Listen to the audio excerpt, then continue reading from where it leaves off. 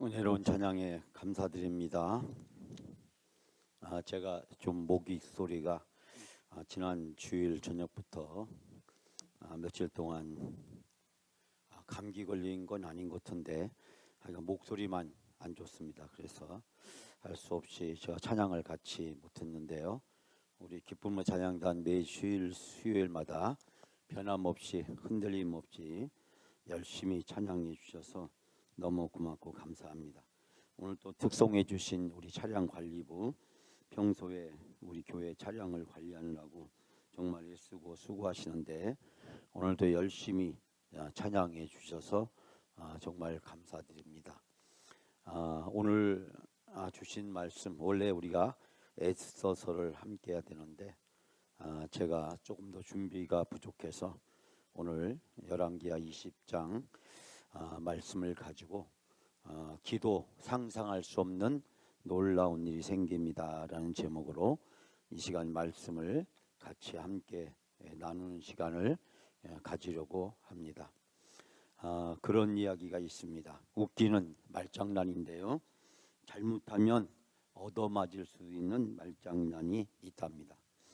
근데 이 말장난을 가만히 생각을 해보면 우리에게 유머를 주기도 하고 우리의 삶에 활력을 주기도 하고 사람들과의 관계에 있어서 윤활유가 되기도 합니다. 제가 한번 여러분에게 앞 문장을 얘기해 볼 테니까 뒤에는 어떤 문장이 나와야 될지 한번 생각해 보세요. 우리가 쉽게 답이 나오지는 않습니다. 그러나 듣고 나면 그렇구나 라는 것을 생각하게 되는데요. 자, 첫 번째는 보낼 수 없어. 보낼 수 없어. 가위바위보 할 때 보낼 수 없어. 그럼 주먹 낼까? 이런 뜻이랍니다. 조금 여러분이 몇 번 듣고 나면 이해할 수 있게 되는데, 너 학교에서 못생겼다고 소문났어. 너 학교에서 못생겼다고 소문났어. 난 망치, 그죠? 어떻게 하셨어요? 망치 생겼다고 소문났어. 이런 뜻입니다. 너 마늘 그럼 뭘까요? 나 양파. 너 마늘 나 양파. 그런 뜻이랍니다. 넌 죽을 준비해. 넌 죽을 준비해. 나는 밥을 준비할게. 그런 뜻이야. 너는 죽을 준비해. 나는 밥을 준비할게. 너 무해. 너 무해. 뭐죠? 나 배추할래. 나 배추할래. 넌 이쁜 천사. 넌 이쁜 천사.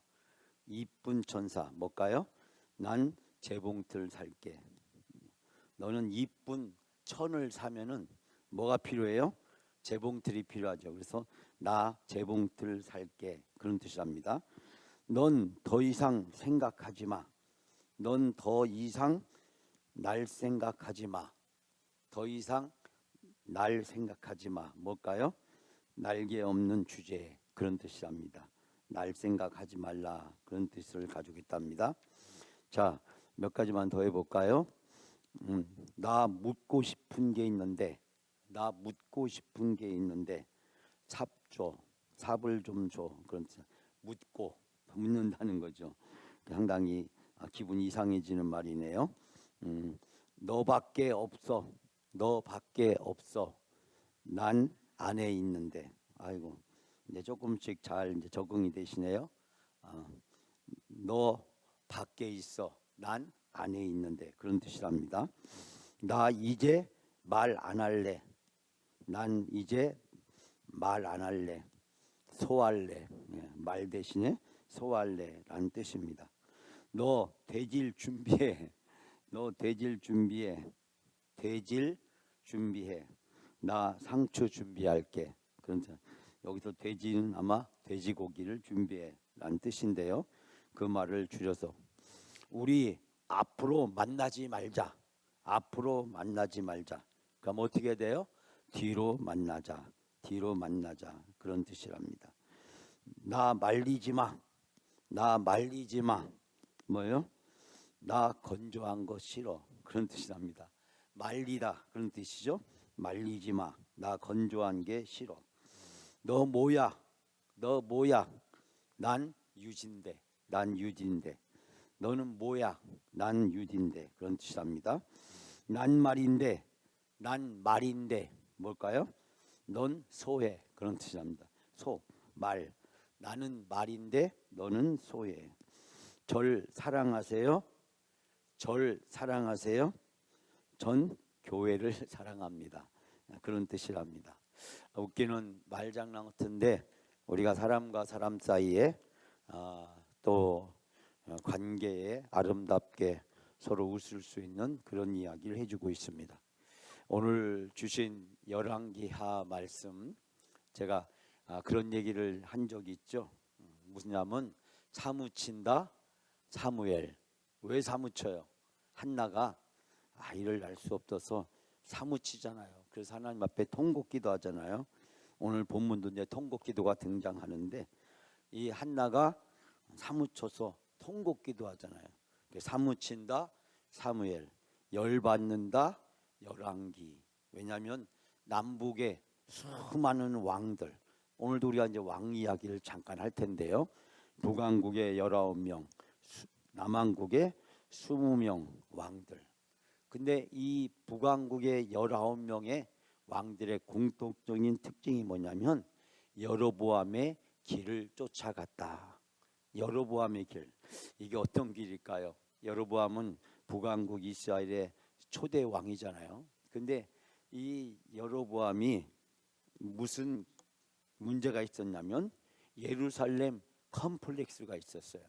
이건 이제 제가 오랫동안 성경을 연구하면서 고안해낸 말인데요. 뭐 신학적이나 깊은 뜻이 있는 건 아닙니다. 그러나 상당히 저는 이제 근거가 있다고 생각하는데 이 여로보암이 예루살렘 컴플렉스가 있는 거예요. 우리가 솔로몬이 죽은 다음에 북쪽 10개 지파가 공사장 책임자였던 여로보암을 추대해서 북왕국 이스라엘을 세우잖아요. 그리고 남왕국 유다, 솔로몬의 아들은 르호보암이 2개 지파.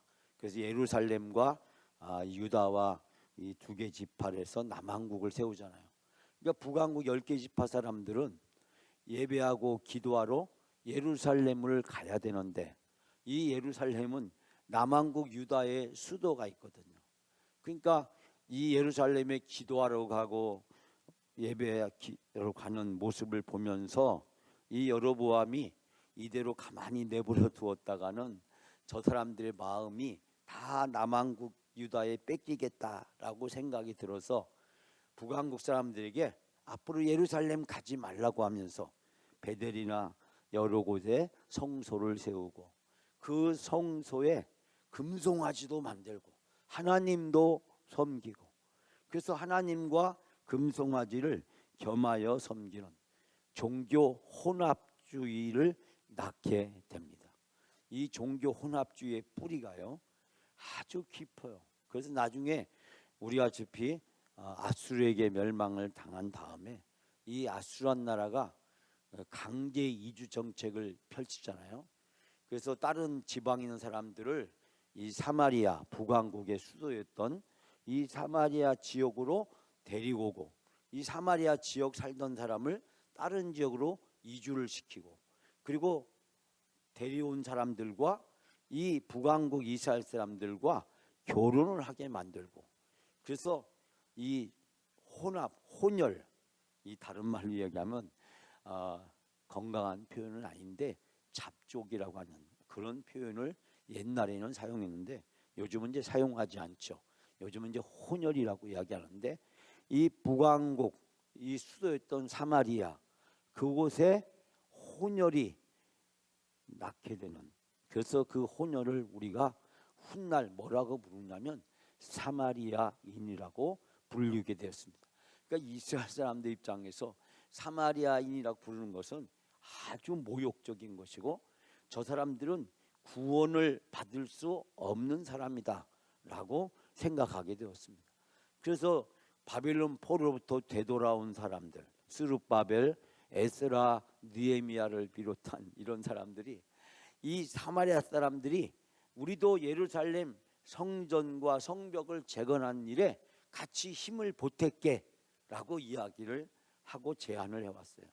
여러분 같으면 어떻게 하면 좋을까요?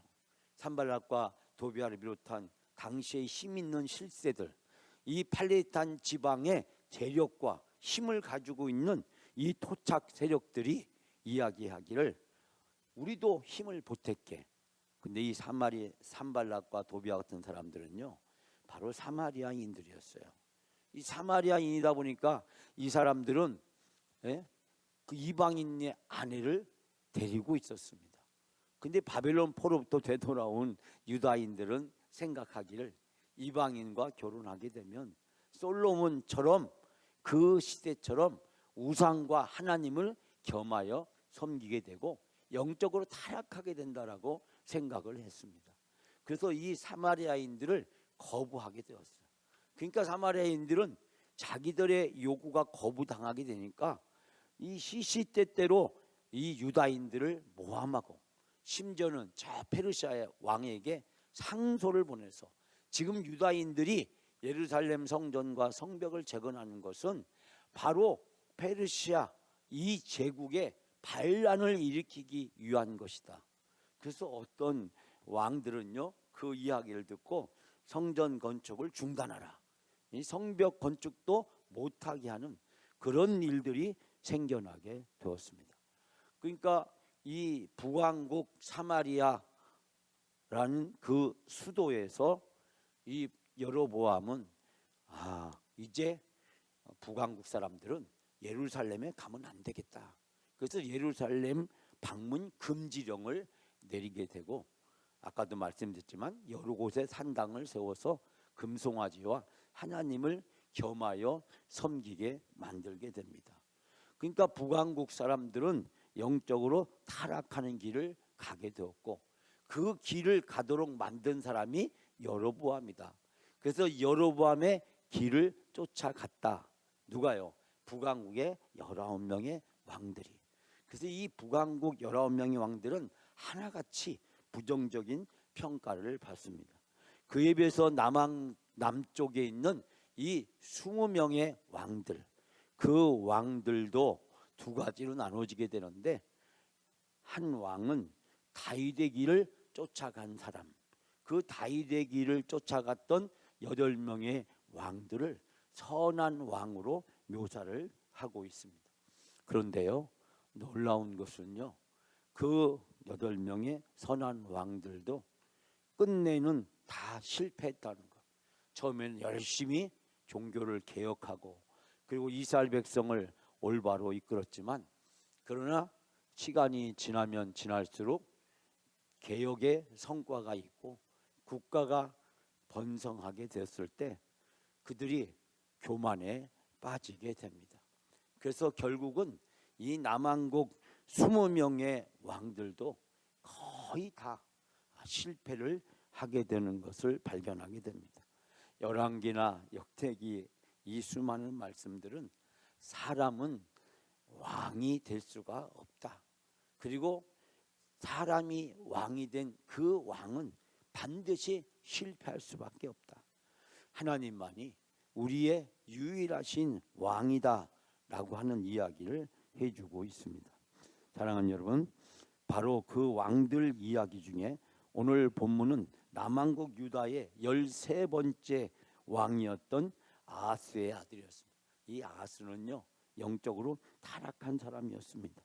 정말 놀라운 것은 이 타락한 아버지 밑에서요, 히스기야와 같은 훌륭한 믿음의 사람이 나왔다는 거고, 히스기야처럼 훌륭한 믿음의 사람 밑에서 므낫세 같은 또 악한 왕이 나왔다는 거예요.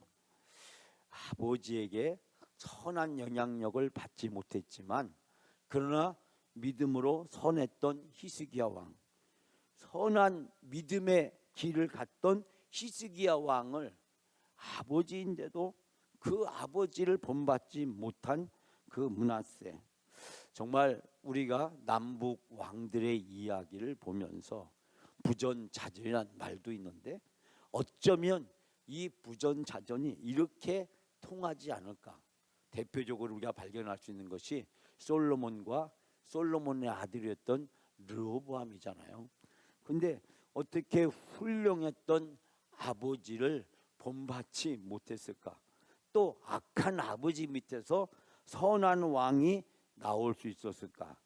정말 우리가 이스라엘 남북 왕들의 이야기를 보면서 많은 것들을 생각하게 됩니다.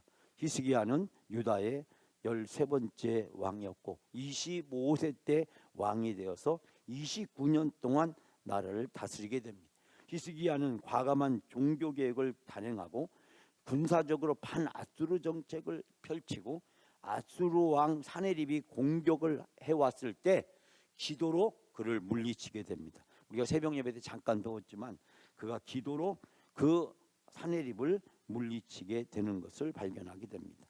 히스기야를 이해하기 위해서는 우리가 그의 인생의 중요한 세 가지 사건을 생각해 보자. 첫 번째는 히스기야 삶의 가장 충격적인 사건 중에 하나가 바로 722년 북왕국 이스라엘이 멸망당하는 것을 본 것. 아수르의 노도와 같은 군대들이 몰려와서 이 사마리아, 이 예루살렘의 수도였던 이곳을 점령하고 그리고 예루살렘을 이 사마리아를 완전히 멸망시키는 일을 보게 된 것입니다. 여러분, 이 히스기야는 북왕국 이스라엘이 멸망당하는 그 생생한 모습을 보면서 큰 충격을 받았습니다. 북왕국 이스라엘은 누굽니까? 물론 때로는 이 남왕국과 갈등의 관계도 있지만 한 형제의 나라였지 않습니까? 근데 바로 이 형제의 나라가 망하는 것을 보게 되었습니다. 그리고 이 나라가 망했을 때 북왕국 사람들을 끌어들여서 이 유다 왕국을 개혁하기 위해서 힘쓰게 되었습니다. 저렇게 북왕국 이스라엘이 망한 것을 보고 큰 충격을 받아서 우리가 하나님 앞에 올바로 서지 않으면 우리 남왕국 유다도 저렇게 아수르와 같은 나라들에 의해서 언제 침공을 당하고 언제 멸망할지 모른다라는 큰 충격을 받게 되었습니다.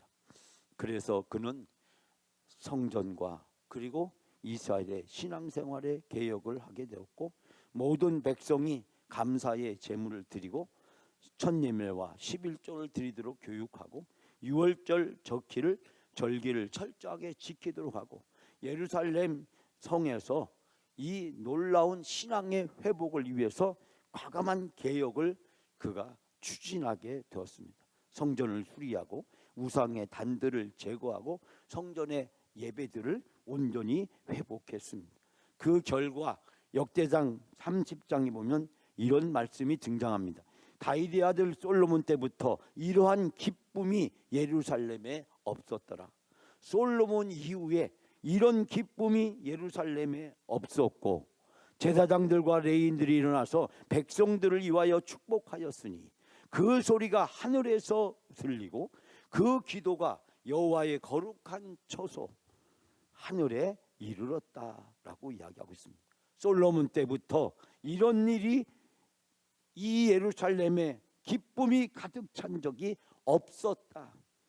제사장들이 온 백성을 축복하니 그 축복하는 말이 하나님께 이르고 그들의 기도가 주께서 거룩하신 곳 하늘에까지 이르렀다.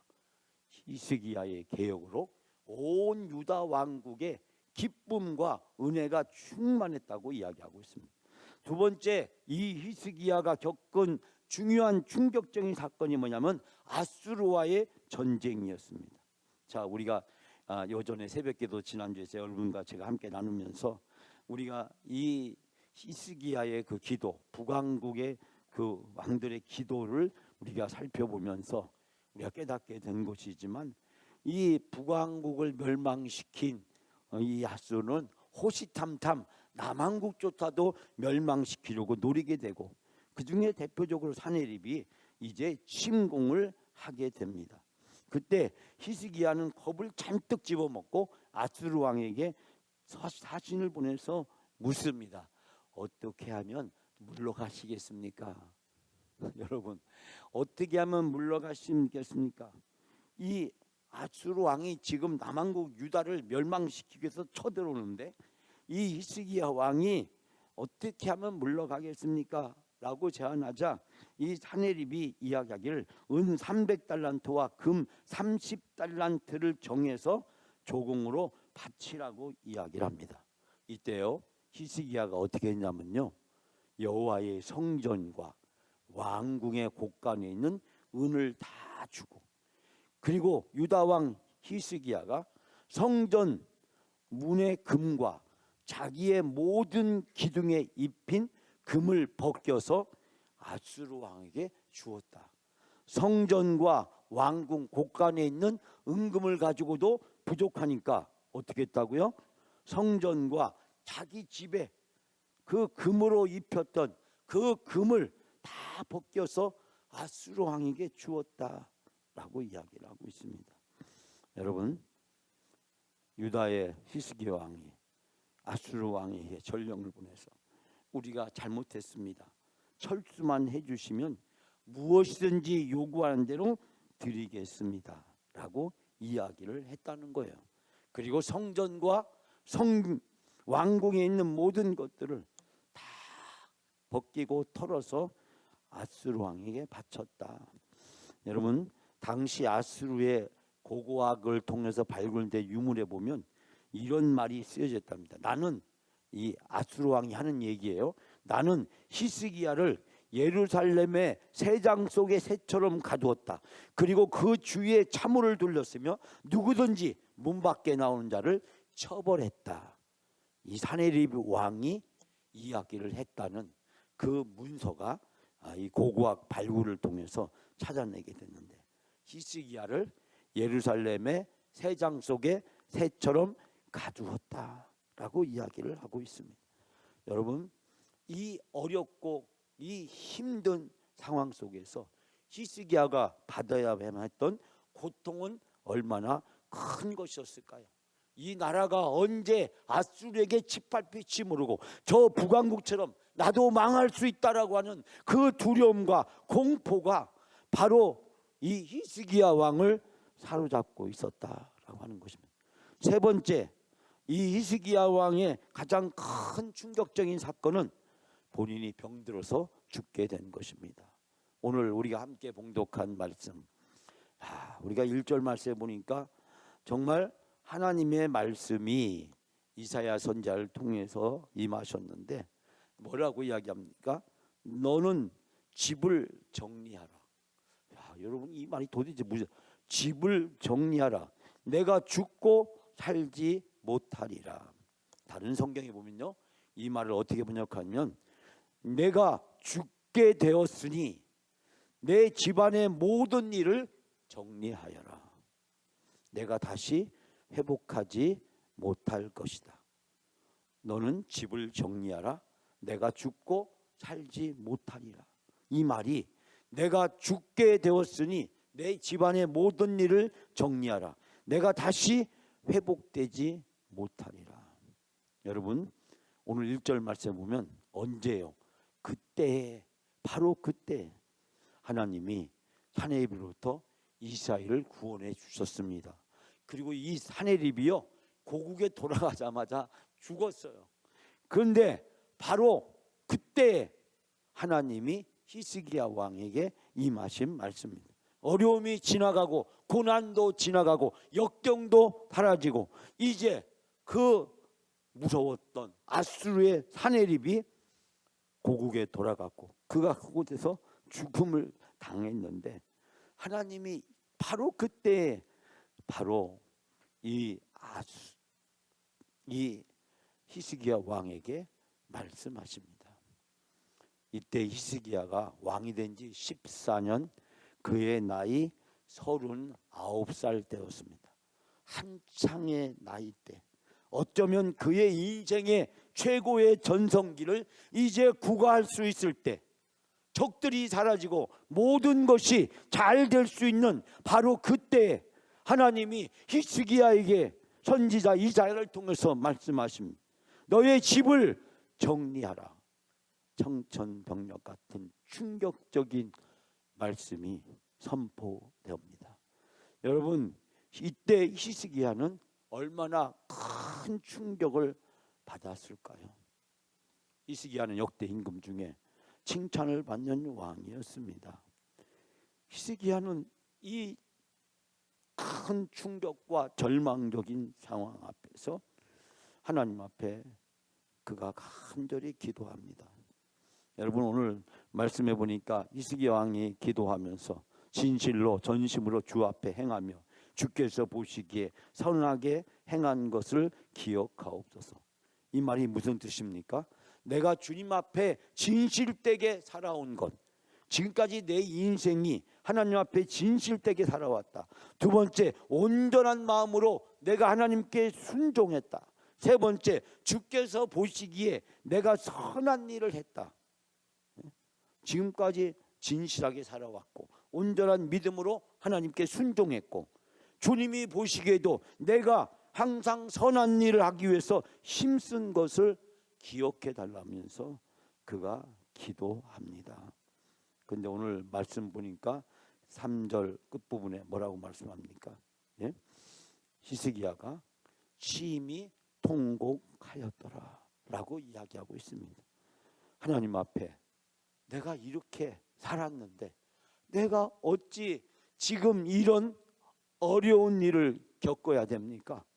적은 사라지고 이제 우리가 잘 될 일만 앞으로 남았는데, 그리고 내가 지금까지 하나님을 실망시킨 것이 없는데 어떻게 나에게 이런 일이 있을 수 있습니까? 심히 통곡하였더라. 이 심히 통곡하였다는 말은 한참 동안 그가 흐느껴 울었다라고 이야기를 하고 있습니다. 사랑하는 여러분, 우리가 함께 읽은 오늘 말씀 속에서 놀라운 것은 바로 하나님의 기도의 응답입니다. 하나님의 기도의 응답은 무엇이었습니까? 히스기야의 기도는 하나님께 내가 진실되게 살아왔고 온전한 마음으로 순종했고 주님이 보시기에 선한 일을 한, 내가 왕으로서 책 잡힐 것이 없고 부족한 것이 없고 내가 하나님을 위해서 기꺼이 모든 것을 다 바쳐서 내가 왕으로서 오직 하나님의 영광을 위해서 살았는데 어떻게 나에게 이런 일이 있을 수 있습니까? 자기의 공로를 내세우면서 자기의 의를 내세우면서 지금 있게 된 이 모든 것들이 나의 믿음과 나의 공로로 된 것임에도 불구하고 하나님은 왜 그것을 인정해 주지 않으십니까? 내가 진실되게 살아온 것, 온전한 마음으로 순종한 것, 주께서 보시기에 선한 일을 한 것을 왜 인정해 주지 않으십니까? 라고 기도하는 그 히스기야 기도. 그럼에도 불구하고 하나님이 자기의 기도를 들어주지 않으셨다는 것을 알고 그는 흐느끼며 통곡하며 기도합니다. 여러분, 우리가 오늘 읽었던 5절 말씀에 이렇게 말씀하죠. 하나님 여호와의 말씀이 내가 내 기도를 들었고 내 눈물을 보았다. 내 기도를 들었고 내 눈물을 보았다. 내가 기도하는 소리를 들었고 내가 흘리는 눈물을 내가 보았다. 그러면서 너를 고쳐주겠다. 사흘 뒤에 내가 주의 성전에 올라갈 수 있게 될 것이다. 사랑하는 여러분, 히스기야의 이 세 가지 자기의 공로와 의를 내세우는 기도를 하나님이 듣지 않습니다. 하나님은 히스기야의 눈물을 보셨습니다. 히스기야의 눈물을 하나님은 보셨습니다. 그리고 통곡하는 그를 불쌍히 여겨주셔서 그를 살려주셨습니다.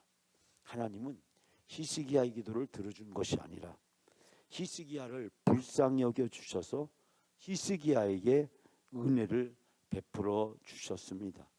하나님은 히스기야의 업적을 보고 히스기야의 기도를 들어주시고 응답해 준 것이 아니라 히스기야의 눈물을 보고 그 눈물 때문에 히스기야를 고쳐주셨다는 것입니다.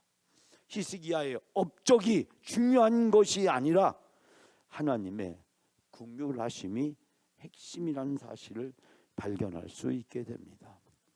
훗날 히스기야 왕이요 바벨론의 침략을 받게 되었을 때 그는 하나님의 은혜를 깡그리 잃어버리고 바벨론에게 모든 것을 남김없이 다 보여주게 되고 결국 이 바벨론에 의해서 이 히스기야 왕과 유다 왕과 성전은 약탈을 당하고 멸망의 길을 가게 되는 것을 발견하게 됩니다. 사랑하는 여러분, 우리가 농사 짓는 농부가 밭을 갈 때 그때 저 밭 끝을 보고 소를 가지고 고를 타기 시작합니다. 우리가 운전을 할 때 바로 앞을 보지 말고 멀리를 바라보고 운전할 때 차가 똑바로 간다. 여러분이 운전 연습을 할 때 다 들었던 내용이죠. 마찬가지입니다. 우리가 신앙생활을 할 때 바로 눈앞에 펼쳐진 것을 보지 말고 하나님을 바라보고 하나님을 의지하고 하나님이 우리에게 주신 은혜를 사모하며 나갈 때 하나님은 우리에게 놀라운 은혜를 베풀어 주십니다. 우리가 눈앞에 있는 어려움, 눈앞에 있는 그 받았던 은혜만을 우리가 집착하고 그곳에 얽매이게 되면 우리가 때로는 넘어지고 때로는 우리가 실수하게 되고 실패해서 벗어나지 못하게 됩니다. 그러나 우리가 어려움이 있더라도 하나님만 바라보고 농부가 밭 끝을 보고 가듯이 운전수가 저 끝을 보고 가듯이 배가 항해를 할 때 바로 앞을 보는 것이 아니라 저 멀리 지평선을 바라보고 나가게 될 때 배는 똑바로 가고 차는 똑바로 가고 농부는 고를 똑바로 탈 수 있게 되듯이 우리가 인생을 살아가면서 하나님을 바라보고 하나님의 은혜를 간절히 사모하게 될 때 하나님은 우리들에게 모든 것을 다 이겨낼 수 있는 은혜와 믿음을 부어주시는 줄 믿습니다. 하나님은 히스기야의 눈물을 보셨습니다. 그리고 그의 기도를 들어주시고 그에게 은혜를 베풀어 주셨습니다. 오늘도 이 주신 말씀을 통해서 하나님만 바라보고 하나님만 의지하며 살아가게 될 때 우리 앞에 때로는 어려움이 있고 고난이 있고 유혹이 있고 시험이 있다고 할지라도 그 모든 것을 다 이겨낼 수 있도록 도우시는 하나님의 능력과 하나님의 은혜가 우리 앞에 펼쳐지게 될 줄 믿습니다. 우리 앞에 무슨 일이 있다고 할지라도 어떠한 어려움이 있다고 할지라도 하나님만 바라보고 나아가게 되면 하나님께서 우리에게 주실 은혜를 사모하고 나아가면 모든 것을 다 이겨내고 모든 것을 다 극복하고 하나님의 능력 가운데 살아가는 놀라운 역사가 나타나게 될 줄 믿습니다. 하나님은 여러분의 눈물을 원하십니다. 눈물을 가지고 통곡하며 하나님 앞에 기도했을 때 하나님은 히스기야의 생명을 연장시켜 주시고 한나가 하나님 앞에 통곡으로 기도할 때 하나님은 한나에게 이루어질 수 없는 놀라운 역사를 이루어 주십니다.